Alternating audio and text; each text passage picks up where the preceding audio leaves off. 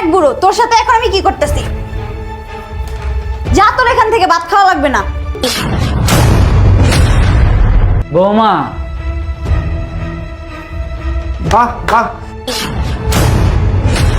আজকে যদি আমি অফিস থেকে তাড়াতাড়ি না ফিরতাম, তোমার এই ব্যবহারটা আমি নিজের চোখে কখনোই দেখতে পারতাম না। বৌমা মাছের মাথাটা আমার দাও না। এই বুড়ো, তোর সাহস কিভাবে হলো তুই আমার কাছ থেকে বড় মাছের মাথাটা চাস? আমি যখনই মাছের মাথাটা নিতে চাইলাম তেমনি তোর নজর পড়ে গেল মাছের মাথার উপর। আজকেই যে আমি মাছের মাথাটা রান্না করছি নিজে খাবার জন্য, অমনি বুড়ো চোখ পড়ে গেল মাছের মাথার উপর। কালকে যখন আমি মুরগির মাংস রান্না করব, কালকে তখন বলবে বৌমা আমাকে মুরগির রান্নাটা দাও না। এই বুড়ো, থাকিস তো সারাদিন শুয়ে বসে, কোনো কাজ কাম তো করিস না। একটু পর পর বলবে বৌমা আমাকে এক গ্লাস পানি দাও, এক কাপ চা দাও। আমি মনে হয় তার হুকুমের গোলাম হয়ে গেছি। এই বুড়ো, আমাকে কি তোর দাসীবান্দি মনে হয়? আর আমাকে কি দেখতে তোর দাসীবান্দির মতোই লাগে? বৌমা তুমি আমার সাথে এরকম ব্যবহার করতেছো কেন? কি করবো আমি তোর সাথে? তোর সাথে ভালো ব্যবহার করব? আর তোকে কি আমি কোলে নিয়ে তুলু করব? এই বড় শোন, খাস তো বসে বসে বসে সারাদিন আমার হাজবেন্ডেরটা। আর শোন, আমার হাজবেন্ড না অনেক কষ্ট করে টাকা ইনকাম করে, আর তুই তো বাসায় বসে বসে খালি গিলিস। আবার বলিস যে বড় মাছের মাথা খাবো। লজ্জা করে না তোর এরকম আমাকে হুকুম করতে? দেখো বৌমা, আমি কিন্তু তোমার হাজবেন্ডের বাবা, মানে তোমার বাবার মতো। বাবার মতো? বাবা তো আর না। আসছে বৌমা আমি তোমার বাবার মতো। এই বুইড়া, তুই যে এই ঘরে আসিস এটাই তো তোর ভাগ্য ভালো। আমরা যে তোকে বসায় বসায় খাওয়াইতাছি এটাই তো তোর কপাল। তুই তো কোনো ইনকাম করিস না, তোকে তো উচিত এই ঘর থেকে ধাক্কা দিয়ে বের করে দেওয়া। শোন বড়, আমি তোকে যা দিয়ে দিব তাই দিয়ে খাবি, খাইলে খাবি, না হলে ঘর থেকে বেরিয়ে যাবি। পুরো সব কথা, আসছে মাছের মাথা খাইতে। নে এটা দিয়ে খা।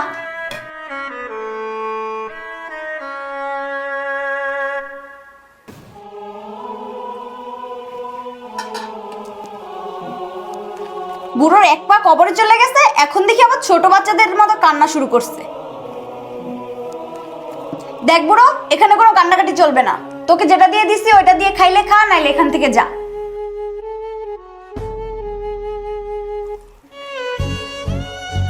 ও বুঝছি, এটা দিয়ে তোর গলায় ভাত নামবে না। দেখ বুড়ো, তোর সাথে এখন আমি কি করতেছি। যা, তোর এখান থেকে ভাত খাওয়া লাগবে না। বৌমা, বাহ বাহ, আজকে যদি আমি অফিস থেকে তাড়াতাড়ি না ফিরতাম, তোমার এই ব্যবহারটা আমি নিজের চোখে কখনোই দেখতে পারতাম না। জীবন, মানে মানে তুমি এখানে যে বিষয়টা দেখতেছো এটা তেমন কিছু না। মানে তুমি বলতে চাইছো বিষয়টা অন্যরকম? আচ্ছা তুমি বলো তো বিষয়টা কিরকম?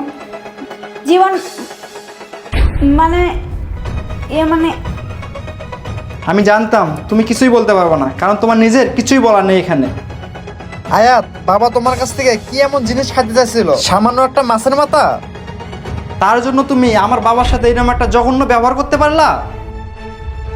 শোনো আয়াত, এটা আমি তোমার কাছ থেকে কখনোই আশা করিনি। আর কি যেন বলছিলা তুমি? আমার বাবা বসে বসে খায়?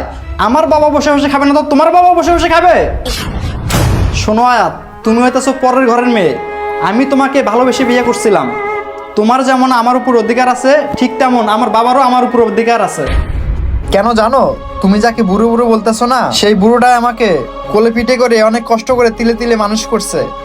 আর শোনো, তুমি যে শাড়িটা পরে আছো না, যে টাকা দিয়ে আমার এই সংসার চলে, সেগুলো সবেই আমার বাবারই অবদান।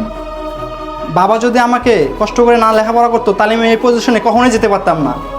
আর আমার বাবা তোমার কাছে একটা মাছের মাথা চেয়ে কি এমন অপরাধ করছে? তোমাকে এসব বলে কোনো লাভ নেই। তুমি যে অপরাধ করছো এটার শাস্তি তোমাকে পেতেই হবে। শোনো, আজকে তোমাকে আমি ডিভোর্স দিয়ে দেবো, আজকেই। না না জীবন প্লিজ, আমি তোমার কাছে হাত জোড় করছি, তুমি আমাকে ডিভোর্স দিও না। জীবন আমি মানলাম আমি বাবার সাথে দিনের পর দিন অনেক অন্যায় কাজ করেছি। আর জীবন তুমি তো জানো আমি তোমাকে কতটা ভালোবাসি। প্লিজ তুমি আমাকে ডিভোর্স দিও না। স্টপ, চুপ করো। তোমার ওই মুখে আমার এই ভালোবাসার নাম মানায় না। তুমি এখনই আমার বাসার থেকে বের হয়ে যাবা। আর শোনো, কালকের মধ্যে তুমি তোমার ডিভোর্স পেপারটা পেয়ে যাবা। কি বলতেছি, এখনো দাঁড়িয়ে আছে কেন? যাও বলতেছি আমার বাসা থেকে।